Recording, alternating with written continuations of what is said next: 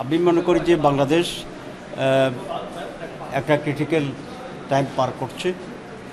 এখানে সকলকেই অত্যন্ত ধৈর্য এবং পজিটিভ অ্যাটিটিউড নিয়েই আমাদেরকে ভূমিকা রাখতে হবে।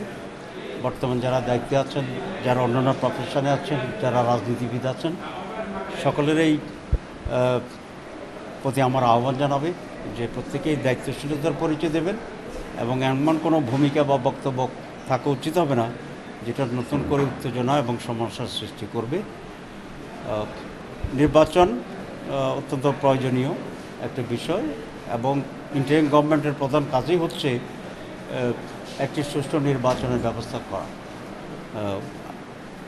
এবং তার পাশাপাশি কিছু সংস্কারও আমাদের এখানে প্রয়োজন আছে, যেটা একটি সুষ্ঠু নির্বাচনের জন্য এবং সঠিক রাজনীতির জন্য অত্যন্ত প্রয়োজন। আমি মনে করি বর্তমান ইন্টারিম গভর্নমেন্ট যে রিফর্মস কমিটি করেছেন ইতিমধ্যেই তাদের সাথে সব স্টেক হোল্ডারদের মত বিনিময় হয়েছে প্রথম ফেজে। ওরা অতি তাড়াতাড়ি সেকেন্ড ফেজে করে একটা কনসেনসাস তৈরি করবেন এবং সেটার ভিত্তিতে যথাশীঘ্র সম্ভব নির্বাচন অনুষ্ঠান করা, এটাই তারা ব্যবস্থা গ্রহণ করবেন। এটা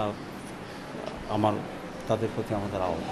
আসলে এদেশে আওয়ামী লীগ ফিরে আসার কোনো সম্ভাবনা নেই এবং এটা খুব অস্বাভাবিক নয় যে বিভিন্ন দলের দৃষ্টিভঙ্গির ক্ষেত্রে কিছুটা মত পার্থক্য থাকবে।